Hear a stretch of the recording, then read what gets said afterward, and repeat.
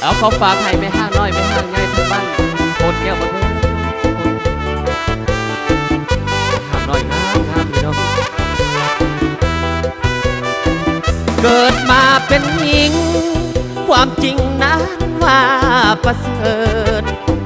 ผู้ให้กำเนิดสืบพันธุ์นั้นคือมารดาจากยาววัยน้องใหญ่เป็นสาวขึ้นมาอายุ14-15เอิ้นว่าผู้สาวสำน้อยเริ่มเห็นหูจาก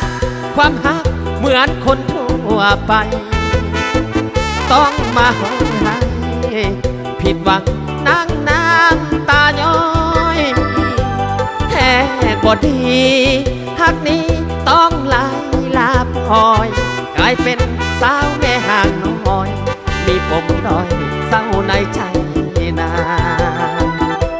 ทนยิ้มหัวแต่มัวมองในกลาหูตัวบ่ว่าน้องงามสง่าบ่มีจืดจาง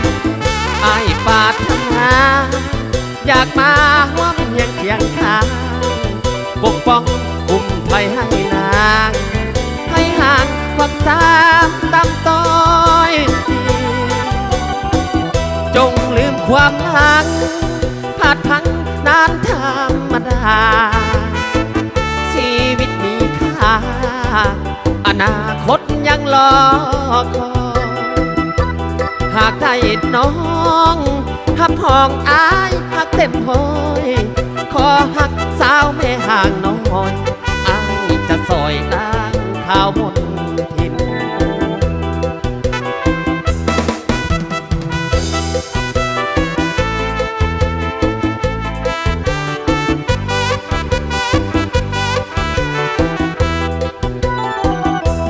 ทนยิ้มหัวแต่มัวมองในกุลาหูตัวบ่ว่าน้องงามสง่าบ่มีจืดจางไอ้ปาดทำงาน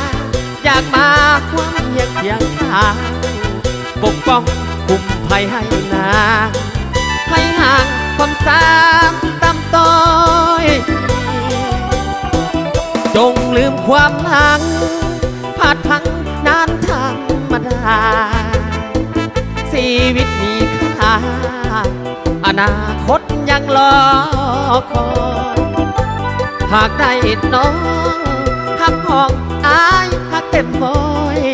ขอหักสาวแม่ห่างน้อยอายจะซอยล้างข้าวมนทินนักห้องหันน้ำแตกเลยพี่น้องเอ้าเช่าเอ้าน้ำเหือ